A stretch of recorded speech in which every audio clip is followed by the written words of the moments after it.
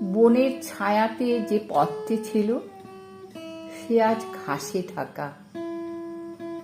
সেই নির্জনে হঠাৎ পেছন থেকে কে বলে উঠল, আমাকে চিনতে পারো না?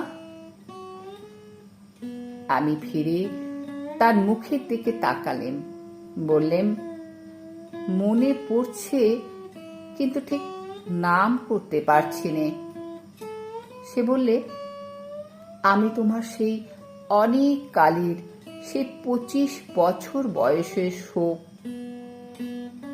তার চোখের কোণে একটু ছলছলে আভা দেখা দিলে, যেন দিঘির জলে চাঁদের রেখা।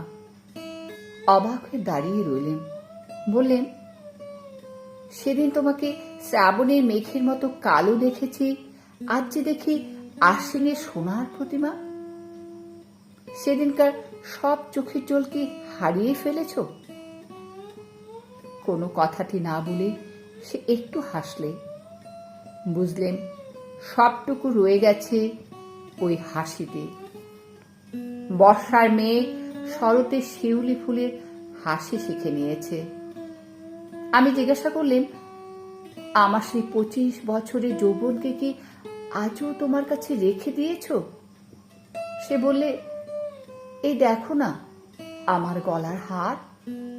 দেখলেন সেদিনকার বসন্তের মালার একটি পাপড়িও খসে নেই। আমি বললেন, আমার আর তো সব জীর্ণ হয়ে গেল, কিন্তু তোমার গলায় আমার সেই 25 বছরের যৌবন আজও তো ম্লান হয়নি। আস্তে আস্তে সেই মালাটি নিয়ে সে আমার গলায় পরিয়ে দিল। বললে, মনে আছে সেদিন বলেছিলে তুমি সান্ত্বনা চাও না, তুমি শোককেই চাও? লজ্জিত হয়ে বললেন, বলেছিলেন, কিন্তু তারপরে অনেক দিন হয়ে গেল। তারপরে কখন ভুলে গেলেন? সে বললে, যে অন্তর্যামী বর তিনি তো ভুলেননি। আমি সেই অবধি ছায়াতলে গোপনে বসে আছি, আমাকে বরণ করে নাও।